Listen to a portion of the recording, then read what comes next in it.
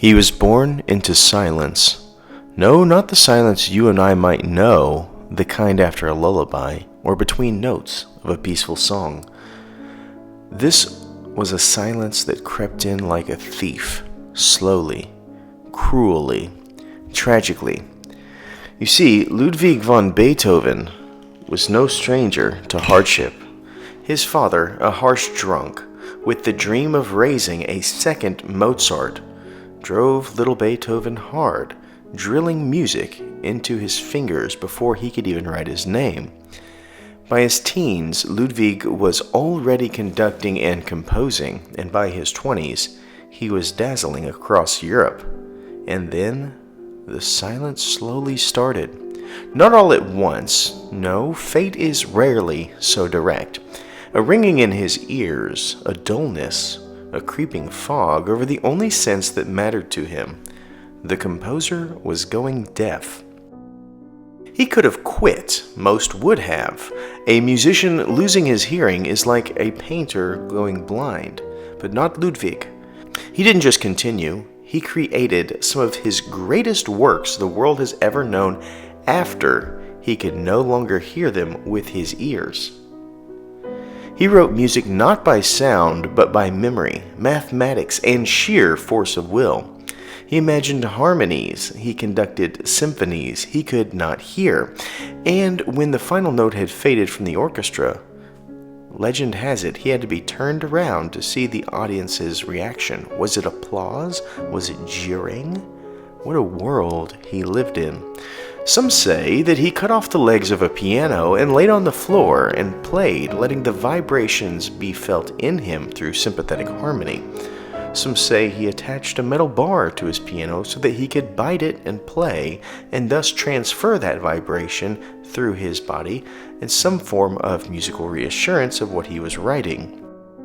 History has not yet confirmed how Beethoven was able to create such works beyond his hearing impairment, but it is a marvel to wonder about such things. Born in 1770, in fact 6 years before the United States pushed for a new land of promise written into a declaration, he died in 1827, a boy when the U.S. was founded, witness to the French Revolution and Industrial Revolution, the Napoleonic Wars, and the Battle of 1812. There was a bit of conflict in the time of Beethoven, and he would eventually compose quite a bit of beauty with that conflict, and that created such lush suspensions and resolutions of the notes on his parchment. Prior to Beethoven, the masters such as Mozart and Haydn created based on form and sequence of the classical period. Every movement had its own emotion and fingerprint.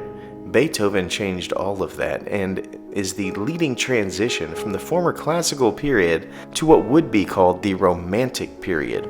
This period coincided with the emotional journey awakened by literature, culture, and politics. The Third Symphony, an example, was originally composed for Napoleon Bonaparte. At the time, Beethoven admired Napoleon as a symbol of liberty and democratic ideals, a champion of the French Revolution who stood against monarchies. Beethoven believed Napoleon represented the kind of enlightened leadership Europe needed. In 1804, however, Napoleon crowned himself Emperor of the French. Beethoven, a staunch believer in liberty and anti-tyranny, was furious. His friend and student Ferdinand Ries recalls the moment, stating, Beethoven flew into a rage and cried out, "So he is no more than a common mortal. Now, too, he will trample on all the rights of man, indulge in his only ambitions. He will become a tyrant." It is said that Beethoven repeatedly tore the title page of the manuscript in half, ripping Napoleon's name off. Eventually, Beethoven renamed it Sinfonia Eroica, composed to celebrate the memory of a great man. Napoleon wasn't dead, but in Beethoven's mind, the idea of Napoleon the Liberator perished the moment Napoleon ate from the fruit of power. His Ninth Symphony, which contained Ode to Joy in the final movement, was one of my favorites to ever perform, and was written when his world was silent. It was his last symphony, and yet the most revolutionary of them. It was the first time a chorus was included in a symphonic composition, which was a juxtaposition of an awakening. Yet in this silence, he gave humanity some of the most joyful pieces of music we will ever know. And so I ask you, how does a man with no hearing compose the world's most stirring music? How does a man tormented by hopes of a father's approval and chasing love he would never grasp write some of the most moving melodies the world has ever known? How does someone battered by fate create something that uplifts generations? Because, my friends, genius, real genius, doesn't rely on perfect conditions. It finds a way, it cuts a path in the wilderness by which all those who come behind have sure footing.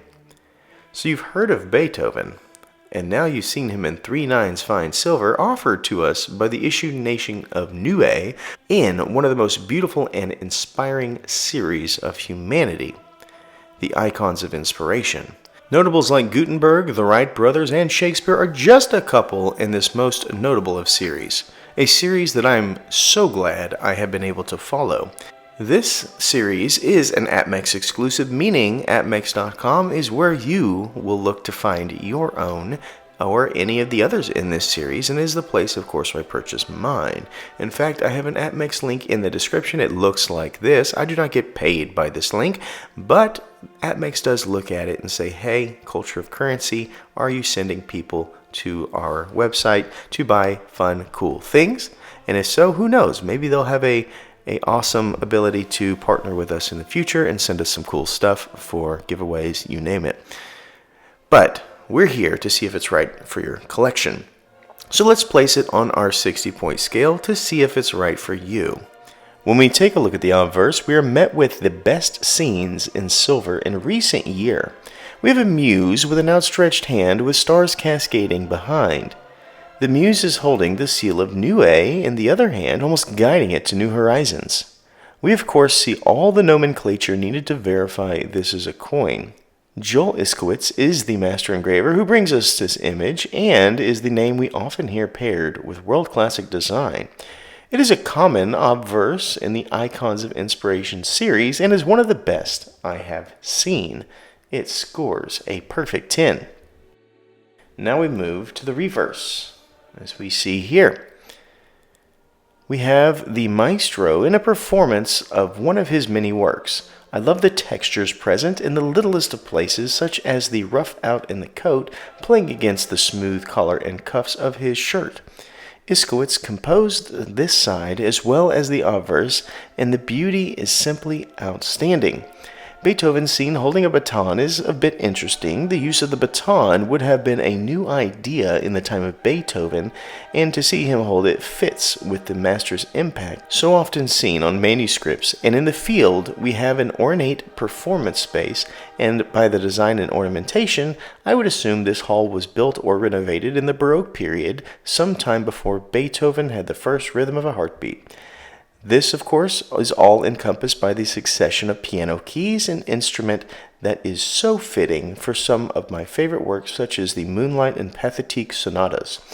What an amazing scene, and I score it a 10. Now we move to Mintage, which is a strong point for this series, so if you do not have one and want to get one, then you might want to get one now. Mintage comes in extremely low 10,000 coins, which this price point being lower than many standards like Kookaburra is a steal, and I score it a 10. Cultural significance is our next stop. It's not a pretty one, folks. Yes, we could argue that Beethoven's legacy spanned the world, but in the pre-1900s there was obviously no exposure to Beethoven. Niue was isolated, with strong Polynesian oral traditions and no real European classical music present. The European contact happened in 1770, the year that Beethoven was born, of course, but he was not bringing cultural exchange on that level. The London Missionary Society arrived in 1846, a little bit after Beethoven died, but they were introducing Christianity hymns and Western choral music, but not Beethoven or classical orchestra traditions. They would not have the instrumentation.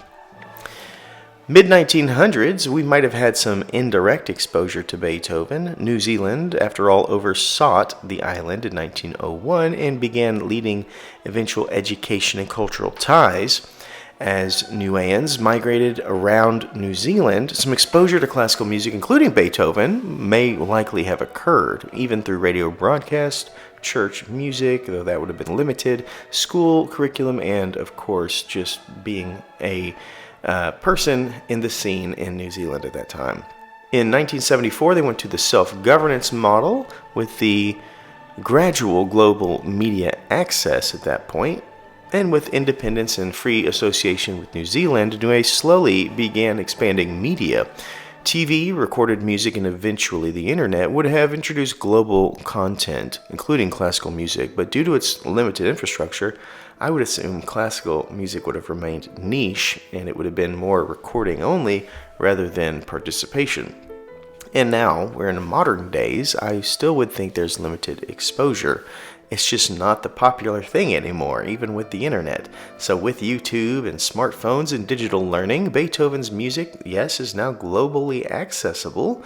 However, it's just probably minimal due to a lack of Western classic tradition and a focus on regional genres like Polynesian gospel and reggae, and a small population, which means there's likely limited music education infrastructure. So basically, to recap that for the cultural significance, there would have not been any exposure in the early days. In the 1840s to 1900, extremely unlikely. 1940 to 1970, it's possible, but it would have been very limited. The 80s and 90s, low and possibly slow growing. In the 2000s to now, there might be some individuals interested in Beethoven, but there is no strong connection to Beethoven's actual music. Thus being said, I'd like to think the weight of what Beethoven has offered the world is still revolutionary, but it is indirect to Niue's understanding. They may like movie soundtracks, for example, but do not understand that the emotions changing within a scene in music is a revelation of Beethoven. This being said, there are direct lines to the influence of Niue that can be drawn, but they're not ones recognized by the individual as Beethoven, so I scored a 5, which brings us to Collectibility. This is one of the most beautiful series I can remember, and it hosts an amazing and collectible theme. It has extremely low mintage, but it also has an Achilles heel. We mentioned before it's an APMEX exclusive, meaning if you are not someone who gets emails from APMEX, visits their website, or views their channel, you likely will never know this coin exists, which I do think hurts the collectability a little bit, so I scored an 8. Now we arrive to uniqueness, where a simple research of the word Beethoven shows that there have been occasional bullion pieces featuring this character of compositional stature. This is only one in a series of peers who changed the world and is rather unique in approach as well. So overall, I scored an 8, bringing us to our final thoughts and score. Beethoven crescendos across the line at an elite 50 out of 60, being just enough to carry it to elite status. It has so much to offer, and the only glaring issue I find is the ties to the nation that issued the coin being so close to nil. This is a fantastic series and a fantastic coin nonetheless, and think any lover of history, music, or European legends should consider this for their collection. Thank you so much for joining us, and as always, please remember to stay classy and current with the culture of currency.